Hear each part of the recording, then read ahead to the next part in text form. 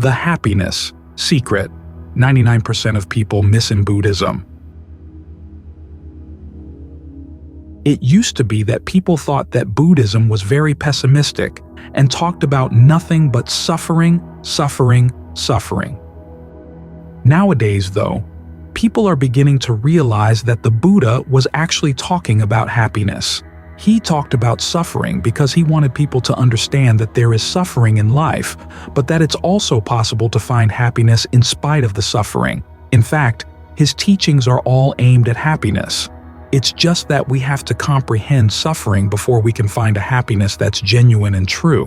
But still, people often interpret the Buddha's teachings on happiness as being quite defeatist and pessimistic. In other words, teaching that because things change and are impermanent, we have to learn how to accept the way they are. If you can be at ease with the way they are, then you'll be happy. That's what they say. But that's still pretty miserable.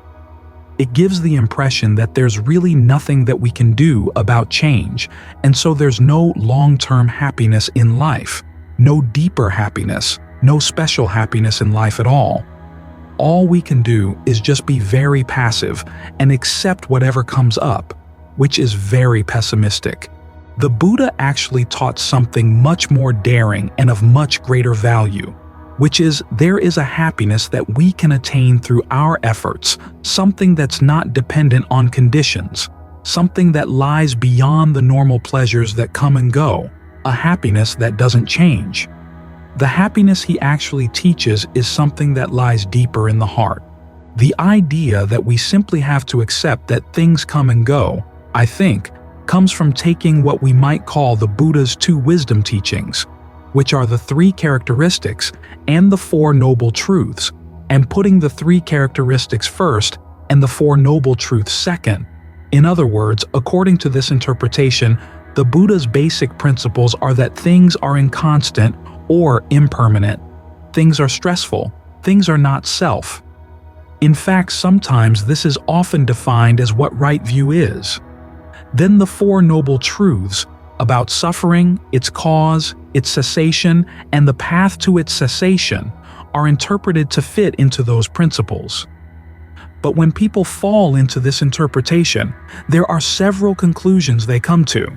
One is interpreting the teaching on not self as a no-self teaching, i.e., that there really is no self. There is no agent here. We're simply on the receiving end of things coming in, depending on conditions, and we have no agency in changing anything. That is one of the conclusions that's drawn. The second conclusion is that suffering comes from not being okay with change, from thinking that you have the power to change things. But if you accept that change is going to happen and can learn how to be okay with it, then you won't suffer.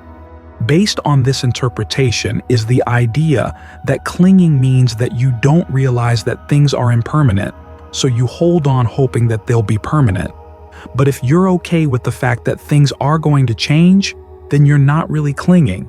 You're just embracing things lightly and letting them go as they pass. But if you've ever noticed, when people cling, they don't always cling with the idea that things are permanent. The two big things that we cling to in life are food and sex, right? Does anyone think food is permanent? No. Does anyone think sex is permanent? No. We all know that these things are impermanent, and yet we still cling anyhow. In fact, knowing that they're impermanent makes us cling all the more. We cling not because we think they are permanent, but because we think that the effort that goes into clinging is worth it. The Buddha says we cling because of the pleasure we get out of things, with the idea that the pleasure we gain from holding on is worth the effort that goes into the clinging. Now, in general, human beings are pretty bad at calculating what's worth the effort and what's not. I live in America, and when I out into the forest, I go to the north rim of the Grand Canyon. On the way there, I have to ride through Las Vegas, and Las Vegas is an excellent example of people not knowing what's worth the effort. Someone once said that what he liked about Las Vegas was that Las Vegas is very honest. The signs on the road leading there say 93% payback rate. You know what they're telling you, right? You give them $1 and they'll give you 93 cents back. And yet, every Friday night, people go to Las Vegas. Every Sunday, the traffic jam coming back from Las Vegas is incredible. We're very bad judges of what's worth doing in our lives.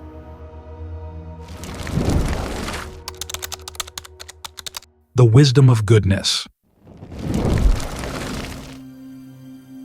There was once a positive psychologist, the kind of psychologist who studies why people can be happy or what they do to be happy. He would ask people, "What makes you happy in life?" And they would give him a list of answers. And then, if he actually interviewed them while they were experiencing those things and ask, "Are you happy?" the answer would be, "Well, not so happy." And yet later, people would still say, "This is what makes me happy." You can think about the meal that you're going to have after this talk tonight. Singapore is a food haven, and you can have a whole world available to you, so you can think about that for the entire hour. I'd like to have some pizza and maybe some Szechuan food or whatever. You can enjoy thinking about these things for the whole hour and miss the Dhamma talk entirely. And then, when you go out, the eating is very short. Quick, eat, and then you go. Not much pleasure. And so this psychologist was saying to himself, why is it that these people are such bad judges of what makes them happy? Then he thought about himself. He likes to climb mountains. Now, if there's anything that's stupid, it's climbing mountains.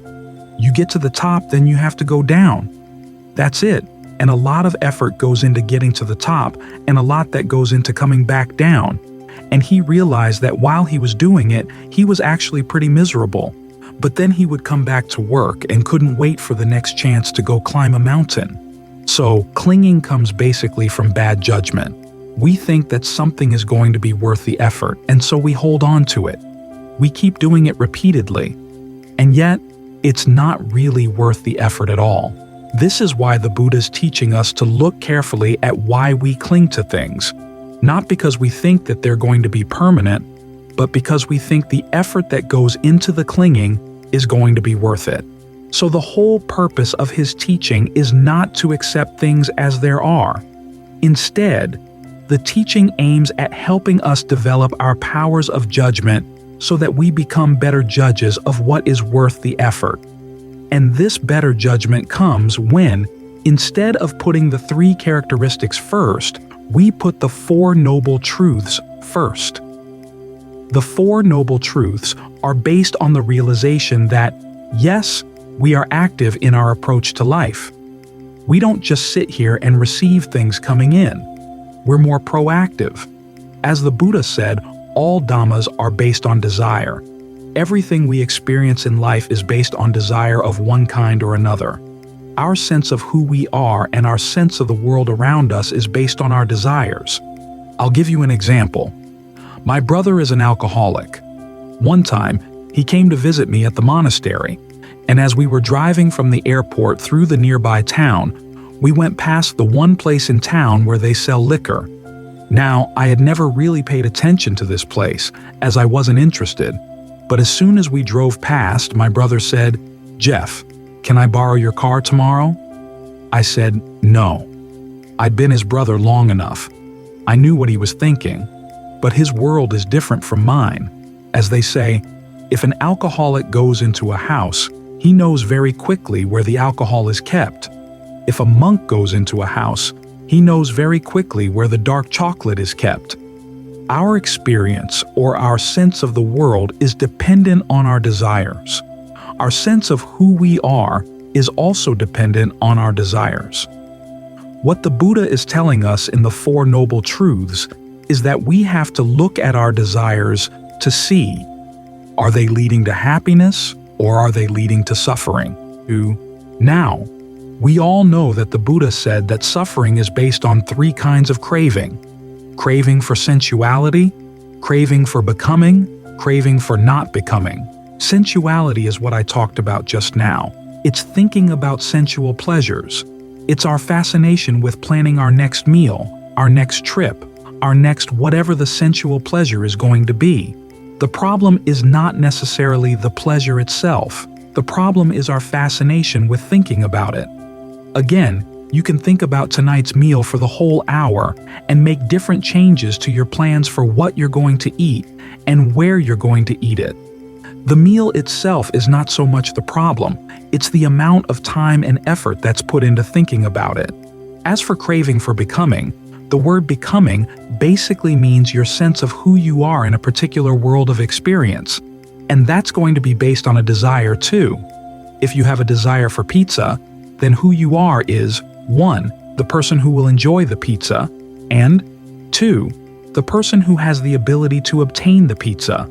In other words, you as the consumer and you as the provider. That's your sense of who you are. The world around you, as far as it's relevant to this particular becoming, is what's going to be helpful in getting the pizza and what's getting in the way. Anything that's not related to pizza is totally irrelevant in that particular world. Once you have the pizza, then what's next? There will be other desires, and there will be a different you and a different world dependent on which desire you focus on. Sometimes you have conflicting desires at the same time, which is why we have conflict inside, conflict between different senses of who you are, which also leads to conflict in the world outside. So, basically, this is what the Buddha means by the word becoming. A sense of who you are and the world you inhabit. To crave that is a kind of craving that would lead to suffering. And then there's craving for not becoming. You get into a particular sense of who you are, or a particular sense of the world, and you don't like it. You want to abolish it. That's craving for not becoming. The Buddha says we suffer because of these 3 different kinds of craving. That's the second noble truth. But not all craving is bad. The craving to gain awakening is actually part of the path. The craving to get rid of unskillful thoughts and to develop skillful thoughts in your mind. This is all part of right effort, which is part of the path, the 4th noble truth. So what the Buddha is doing with the 4 noble truths is teaching us to look at our desires, realizing that our desires are going to shape our sense of who we are and the world that we live in, and they can go in 2 very different directions, either leading to happiness or leading to suffering. When the Buddha explains this as part of the 4 noble truths, on the unskillful side, he lists the desire as the 3 kinds of craving. Those are the cause of suffering. Then there's the suffering that comes as a result. That's one side. On the other side, the skillful side, is the desire that's part of right effort, part of the path to end of suffering, and then the end of suffering is the result. So that's how we've got 4 noble truths. Now, each of the 4 noble truths carries a duty. The duty with regard to suffering is to comprehend it. In other words, to understand it so thoroughly that you finally don't feel a passion for it anymore.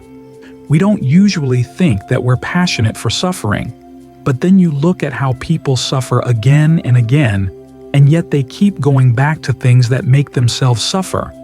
That's because there is passion there. When the Buddha talks about craving and clinging, he's basically talking about our addiction to things from which we've suffered before, but we keep going back. So the duty there is to comprehend that there really is suffering in that clinging, in the things we hold on to, and in the holding on. The duty with regard to the cause of suffering is to abandon it.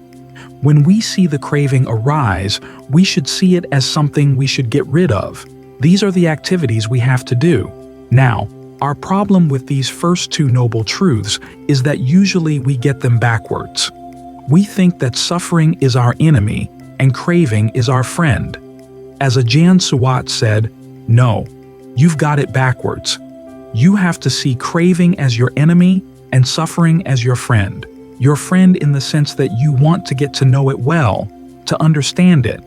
When you understand it, then you can go beyond it. For most of us, when we see suffering, we try to get rid of the suffering right away. This is the wrong duty. It's like going into your house, seeing your house full of smoke, and trying to put out the smoke. If you don't look for the fire, you can keep on putting out the smoke, putting out the smoke, but it's never going to end the smoke.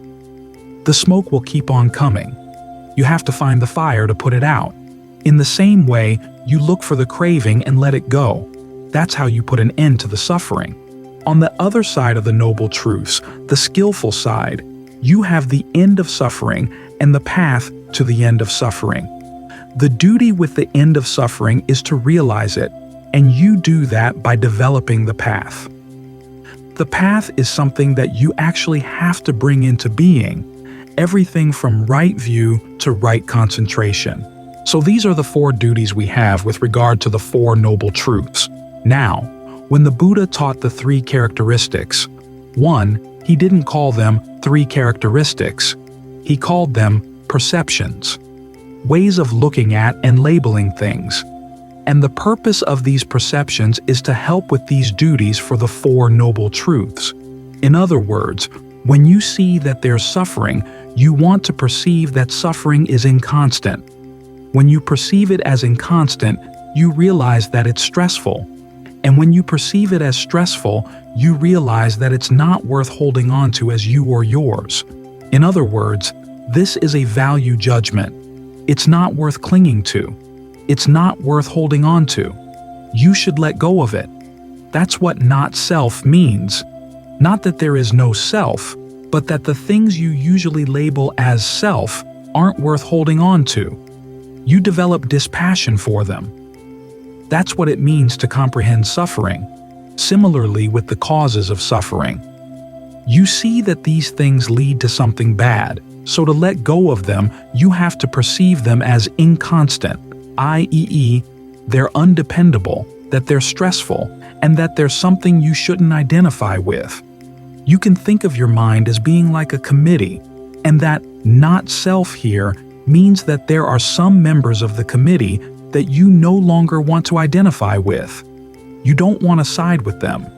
As for the path, you don't apply the 3 perceptions there quite yet. You're actually trying to develop the path, so you apply the 3 perceptions to things that would pull you away from the path. For instance, part of the path is virtue, and as the Buddha said, sometimes we're afraid to follow the precepts because we feel that our health would be at stake, or our wealth, or our relatives. And the Buddha says we have to realize that these things don't last. You don't go to hell from lack of wealth, or health, or relatives. But the act of breaking the precepts can take you down to hell. You may say, wait a minute, I broke this precept because of my mother. I broke this precept so that I could make more money to give to my mother. But what do you think the hell guardians are going to say? That's your mother's business. You've got to go to hell. We don't care how noble your motive was, you broke the precepts.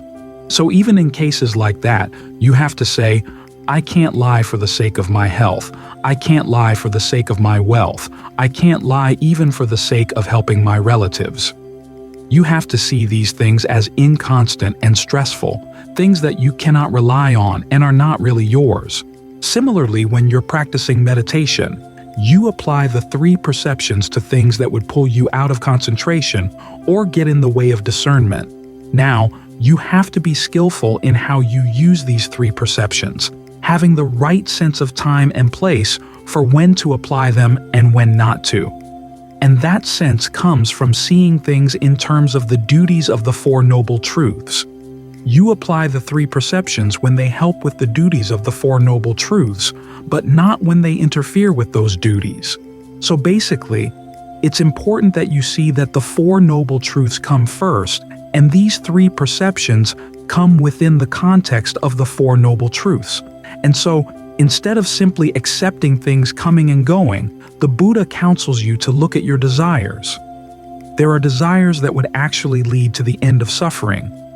The desire for awakening is a good thing.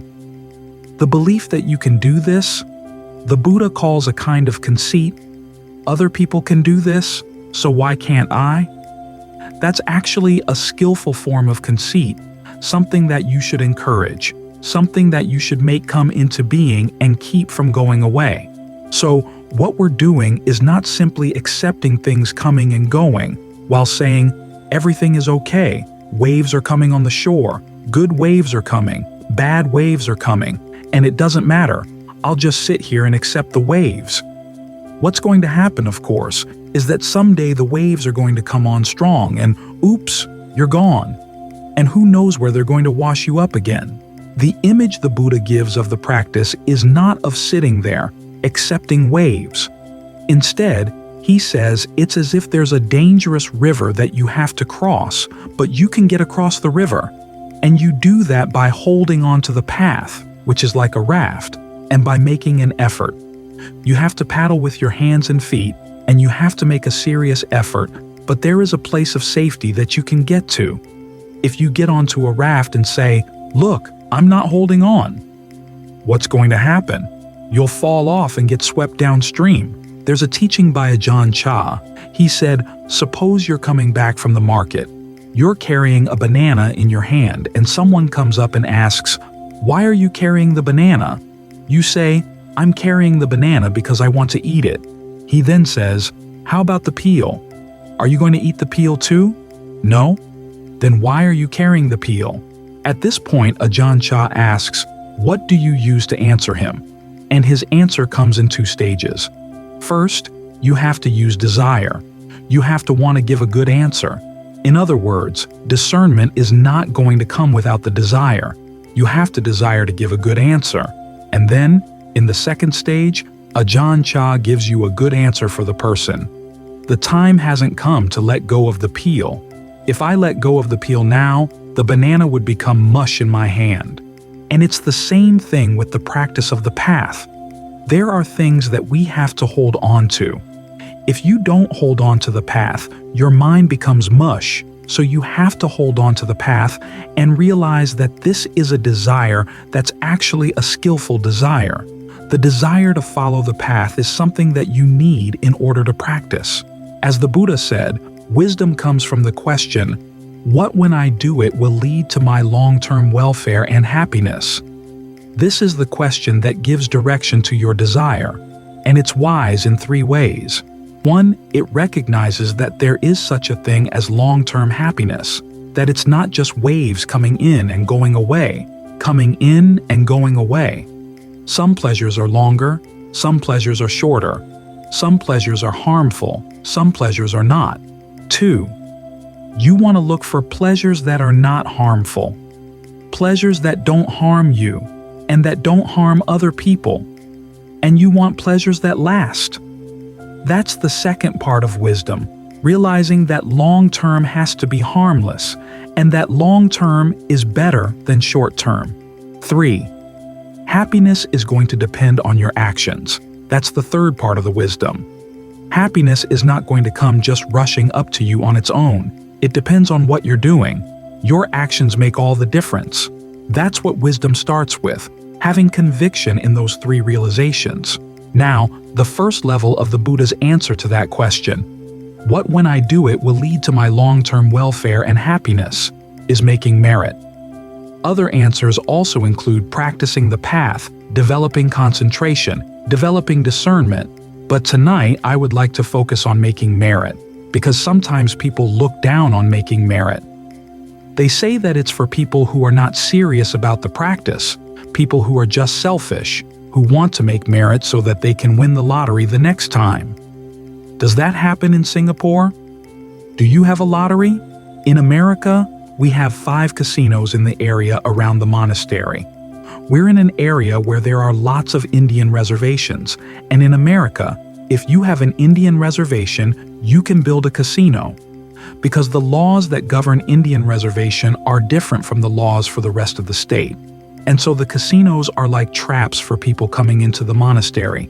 They either trap you on the way in which case you may not make it to the monastery at all, or they trap you on the way out. People think, I wonder how much merit I made at the monastery, and then they go and throw some money away to test their merit. If that's your approach to merit, then yes, it is selfish. But that's not how the Buddha teaches merit. He's not teaching merit to win the lottery.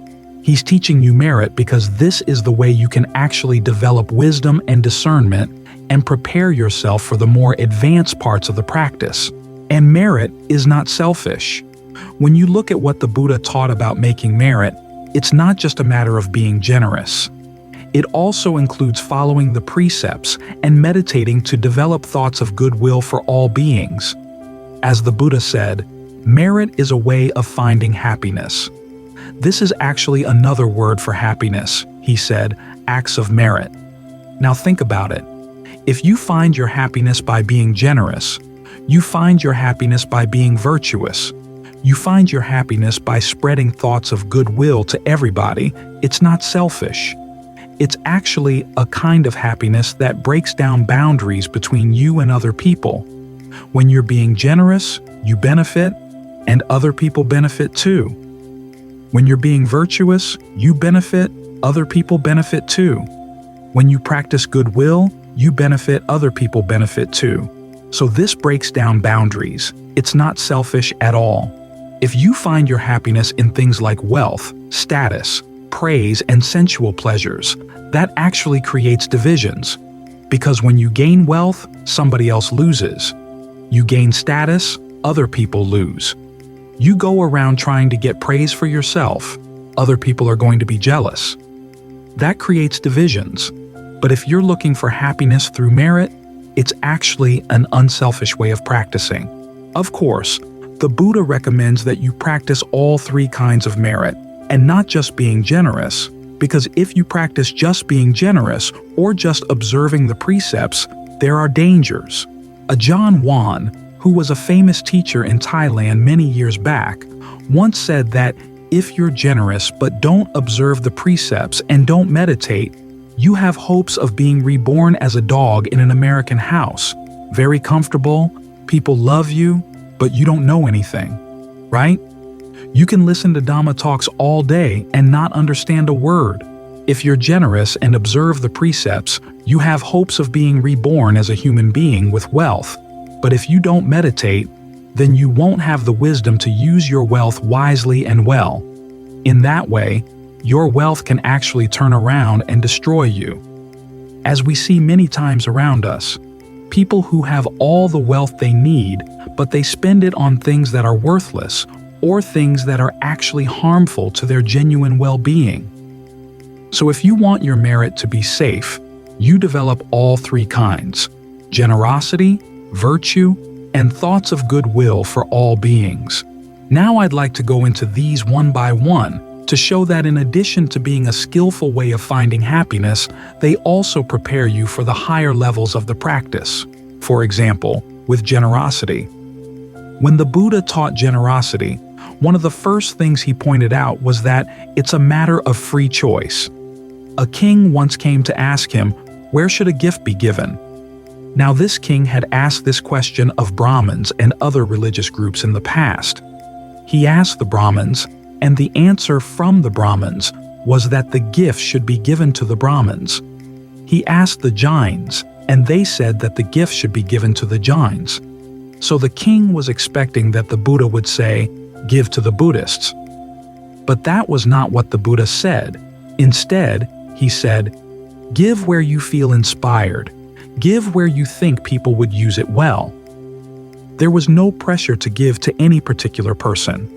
The Buddha never said you should give here, or you should give there, or should not give here or not give there. After all, it is your wealth. But also, beyond that, he was pointing out that your generosity should come from a free choice on your part. He was trying to teach the basic principle of karma, that we do have freedom of choice. And one of the best ways of realizing that is when you give a gift. You are perfectly free to give to anywhere you want. You don't have to be a slave to your desires. You can be generous. Think back on this. When was the first time you gave a gift? Not because it was expected of you, and not because it was Chinese New Year, not because it was somebody's birthday or because it was for your teacher, but simply because you wanted to give a gift. That means a lot more than when you were told that you had to give a gift, as when you go to weddings, you have to give a gift. It means more when you're simply fond of giving. In my own case, I was thinking about this a while back, and I recalled what I think was my first genuine gift. I was 10 years old, and we had moved from where we lived on a farm to a little town. And in the town, I could get on my bike and ride to the store. Here in Singapore, that's a common thing, right? The stores are everywhere. But when I lived on the farm, it was very difficult to go to a store. But now I lived in a town, I could get on my bike and in 5 minutes I was at the store. So one day I had some money in my pocket, 10 years old, walking into a store, and I noticed that they had an egg separator. Now my mother liked to bake. She baked cookies, she baked pies, she baked cakes, and she was spending a lot of time separating the eggs. And I thought she would probably like an egg separator. You know, this little thing like a cup for the yolk with a space around it for the egg white to go through. And it cost about 15 cents. So I bought my mother an egg separator and came home and gave it to her.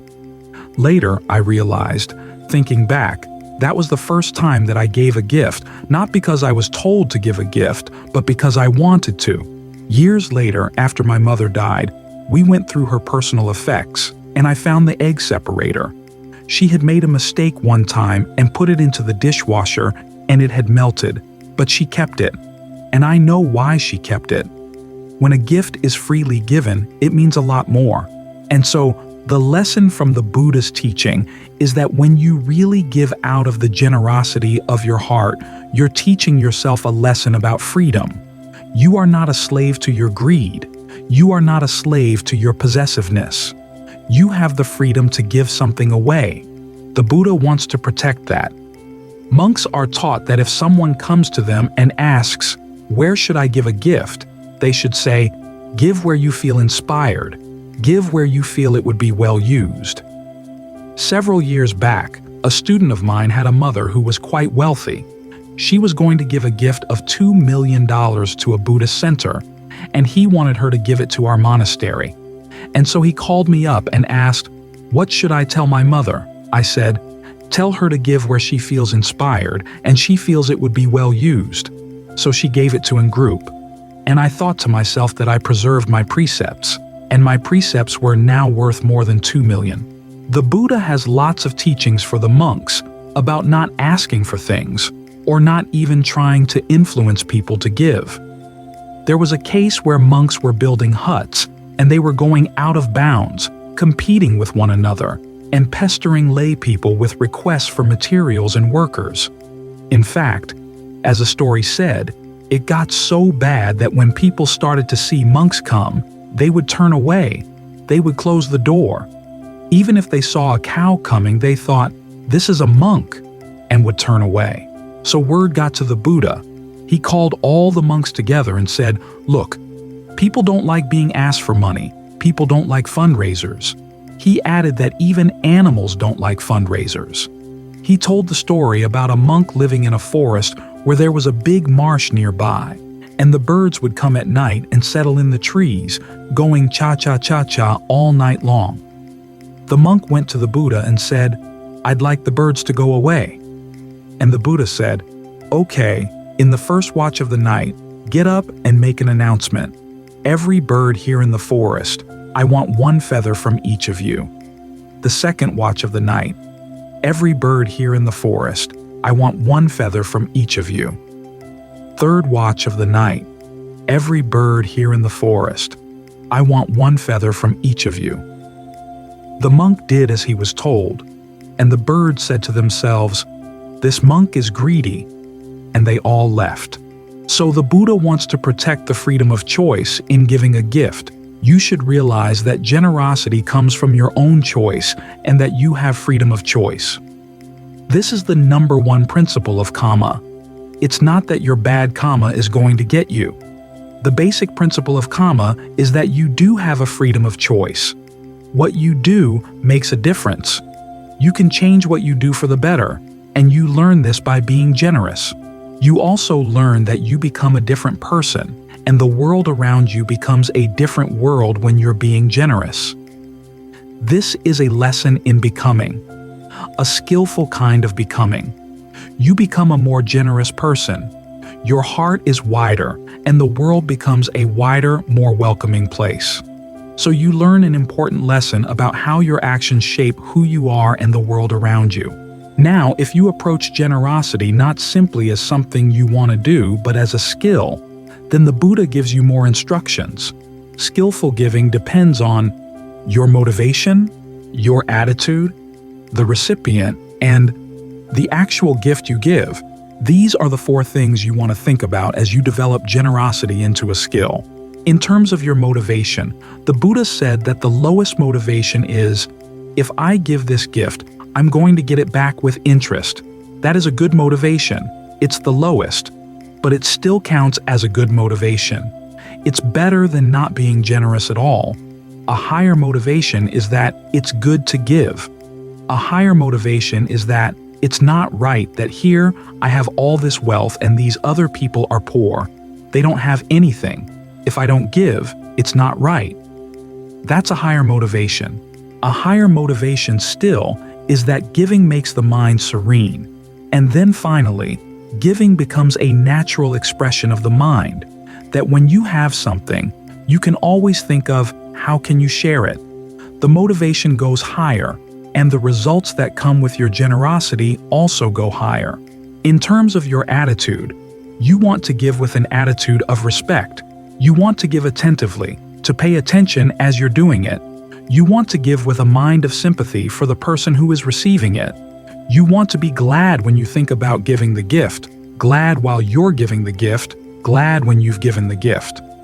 If you develop these attitudes, then the merit that comes from the gift goes higher and higher. There's a story in the canon about a very wealthy man who could not use his wealth. He had fine food, but when he ate good food, he would throw up, so he had to eat very poor food. If he rode in his nice chariot, he would get sick. He had to walk. If he lived in his fine home, insects would attack. He had to live in a little shed. Finally, he ended up dying without any heirs, and all his wealth went to the king. The Buddha said that the man, in a previous lifetime, had given a gift to a private Buddha, but then, after he gave the gift, he said to himself, "I wish I hadn't done that. I could have given it to someone else or kept it for myself." The gift meant that he was going to become wealthy, but the fact that he regretted the gift meant that he could not enjoy his wealth. So when you give, try to be happy while you're doing it, before you do it and after you do it. That way, you get the most benefit out of the gift. As for the gift itself, you want to give something that's timely, that people can actually use. In America, they like to give knitted caps to the monks because it is cold. In Singapore, I don't think you need knitted caps. It's not timely in Singapore. And also, give a gift that doesn't harm yourself or others. In other words, you don't break the precepts, you don't steal something to give, and you don't cheat in order to get something to give. You give something that you've earned in a fair way. As for the recipient, you try to find a recipient who would make good use of the gift. The Buddha would recommend someone without greed, aversion, and delusion, or someone who is working on the path to get rid of greed, aversion, and delusion. With people like these, it's more likely that you'll actually be happy when giving the gift. If you give to people who are greedy, and then you realize that they abuse it, you don't feel so glad afterwards. So, look for appropriate recipients. The Buddha didn't say that you have to do this, but if you want to be more skillful in giving, you should think about your motivation, about your attitude, about the appropriate gift, and about the appropriate recipient. Now, as you approach gift giving in this way, the gift doesn't have to be a material thing. You can give of your wisdom, you can give of your knowledge, you can give of your energy, you can give of your time, you can give your forgiveness, which is often the hardest but also the most meaningful gift. The important point is that when you give a gift, it's not a ritual. You don't do it just because someone says to do it. As you give, you can approach it as a skill in terms of these 4 qualities, and the gift will provide that much more happiness. It will have that much more positive an effect on the world around you, and also on the person you become as a result of the gift. That's generosity. Similarly, with virtue. When you follow the precepts, you become a better person. The world around you becomes a better world. You're learning an important lesson in becoming, and an important lesson in how to channel your desires. There are some people who complain about the precepts. On the one hand, they complain that the precepts are hard and fast rules, which they don't like. It's better to describe the precepts as clear-cut. After all, you need something very clear-cut when you're most tempted to break the precepts. If the precepts are complex and have a lot of ins and outs, it's very easy to wiggle through. But if you know, no killing, no stealing, no illicit sex, no drinking, no lying at all, then when you feel tempted, you remember that there is a clear precept against this. In Alaska, they have bears. I was visiting some years back, and there was a big sign saying, "Bear awareness." It listed a lot of do's and don'ts. The first one was, if you see a bear, don't run. Your first instinct when you see a bear is that you want to run, but they said, don't run. They keep it short. Stay where you are. Raise your arms so you look bigger. The bears have very bad eyesight, so you look big when you raise your arms. The sign also said, speak to the bear in a calm and reassuring voice. In other words, don't scream. Then they went down a long list of do's and don'ts. It was all very crisp, short, sharp, very clear-cut. Finally, they got to, if the bear attacks you, lie down, play dead. Then the difficult one was when the bear starts chewing on you. Try to figure out if the bear is chewing on you out of curiosity or if it's chewing on you out of hunger. This is what the do's and don'ts said. If the bear is chewing on you out of curiosity, it would stop because it would think that you're dead and pose no danger, and so it would go away. So just lie there. But if the bear is chewing you out of hunger, attack the bear with all your might, which means that you need a lot of mindfulness and alertness, which gets into the area of meditation, the topic of tomorrow night's talk. Now, the do's and don'ts were short and clear-cut for a reason. When you see a bear, you can remember only simple things. In the same way, the precepts are very clear-cut for a good reason, because you need something short and clear-cut when you feel most tempted to break them. If you're tempted to lie, no lies.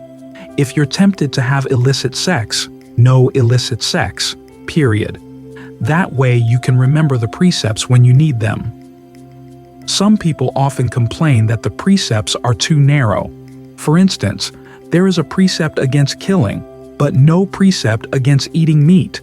People say, well, if you're eating meat, then you're encouraging other people to kill the animals. But the precepts focus on the area where you are absolutely in control, where you are in charge. And that means that they focus specifically on what you do and what you tell other people to do.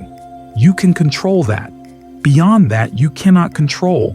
All too often, when we focus on things that are beyond our control, we forget to look at what we can control. So the precepts are there to focus on what you can control. If you decide that you don't want to eat meat, that's perfectly fine. But the precepts start with what you are doing and what you're telling other people to do. That's what you are responsible for. And again, that is focusing yourself back on the way your life is shaped by your intentions and your desires. You have to be responsible for those.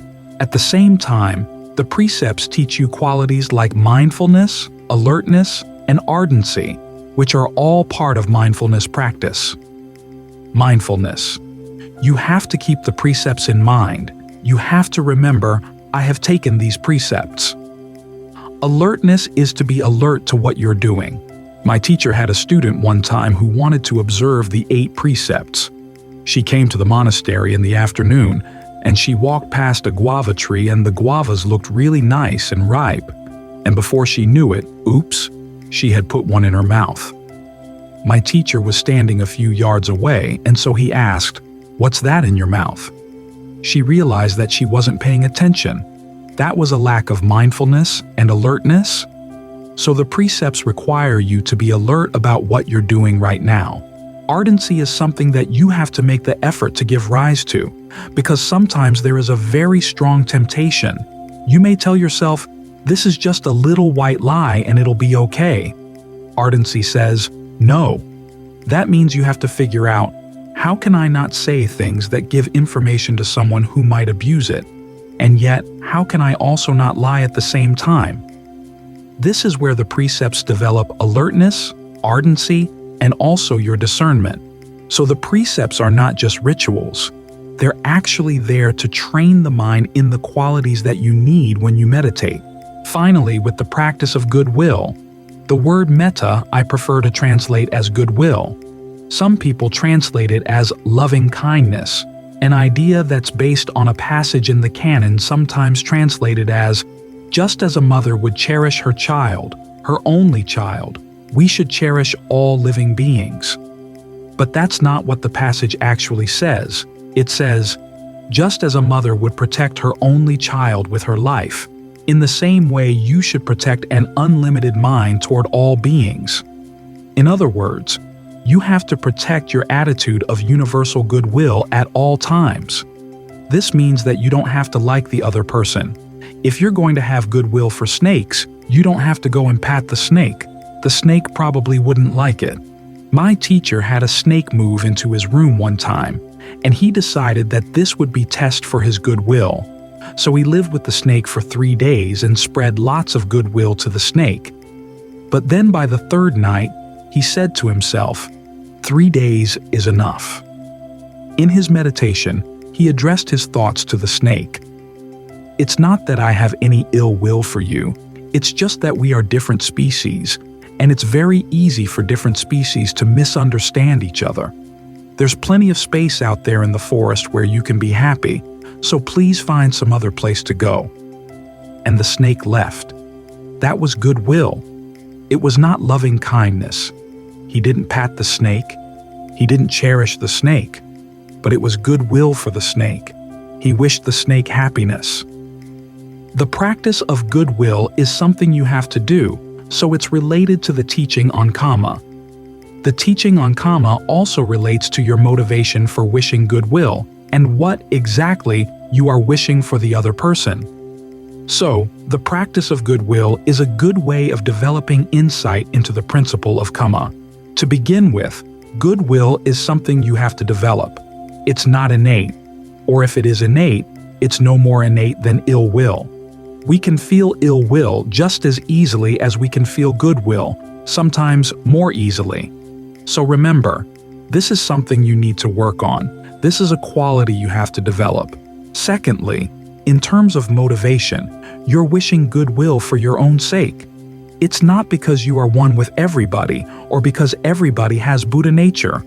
We wish goodwill because we want to make sure that our actions are going to be skillful even in very difficult situations. So you have to develop goodwill for people you don't like, even goodwill for your boss. If you're going to have a difficult day with the boss, think lots of goodwill first so that when you go in, you don't say something harmful to the boss or whoever the person is in the office that you don't like. It's for your own sake that you're sending thoughts of goodwill to protect yourself from creating bad karma. And finally, when you're wishing goodwill for others, it's not just spreading thoughts of cotton candy. The Buddha basically says you are hoping that they will understand the causes of happiness and be able to act on them. We should be thinking in terms of karma. If they are going to be happy, it has to be based on their karma. So what you're wishing for is, may this person understand the causes of true happiness and be able to act on those causes. And that's a thought you can have for anybody, no matter how evil or malicious they have been in the past, whether they have hurt you or the people you love. We can think of any number of politicians. When I speak in America, everyone laughs at that. What you might think is, I don't really like this person. I don't like his policies. But you can wish, may this person understand the causes for true happiness and be able to act on them. You can think that thought without hypocrisy. When you develop goodwill in this way, you develop insight into the principle of karma. You develop insight into your own mind, that your mind has these potentials that you have to develop. You have desires that go in different directions, so you have to be careful about which desires you're going to follow. So when you're developing generosity, developing virtue, developing goodwill, You're learning some very important lessons about how your desires shape the world in which you live, how your desires shape you, and how by acting on skillful desires, you become a better person. The world around you becomes a better world. In America, I don't know what the attitude is in Singapore, but in America, people don't like the word merit. Do you have Boy Scouts and Girl Scouts in Singapore? In America, merit sounds like Boy Scout rewards. Boy Scout badges, Girl Scout badges, brownie points. I think a better word for translating punya would be goodness. You develop your own goodness. You're developing the goodness of the world. Unfortunately, goodness is a word we don't hear much. How many times do you speak about someone's goodness? How many times do you speak about your own goodness? I tried an experiment one time. I got onto Amazon.com. I occasionally go online, and in the box for search, I typed in goodness. Try it and see what comes up. It's all books on cakes, pies, and cookies. That's goodness in the modern world. But the Buddha teaches a much greater goodness, the goodness of your heart, which you develop by developing the principles of merit. By being generous, by being virtuous, by developing thoughts of unlimited goodwill, you're developing your own goodness and the goodness of the world affected by your actions. At the same time, you gain insight into how your desires shape your life. You gain skills in mindfulness, skills in alertness, skills in ardency, all of which are going to be useful as you go further and further along the path. So what this means is that if you bring the right attitude to the practice of merit, it's not just a ritual. It's not just a selfish way of trying to get what you want. It's not only for people who are not serious. It's for everyone who is serious about the practice. You should look after your virtue. You should look after your generosity. You should look after your goodwill for the sake of true happiness. As the Buddha said, if people are stingy, there is no way they are going to get into right concentration. There is no way at all they are going to gain awakening. So everything begins with the practice of merit, which means that you should try to have the right attitude as you go about it, realizing that we live in a world in which things are not just coming and going. We are shaping the world with our desires, and we have it within our power to remake ourselves. Maybe you can't affect the wide world outside all that much, but the world that you live in, the world of your experience and the person that you are things that you can shape in the right direction. When you do this, you're becoming a wise person. You're learning how to change your actions so that they lead to long-term welfare and happiness. A happiness that doesn't harm yourself and doesn't harm anyone else. A happiness that is good for everyone. Those are my thoughts for tonight.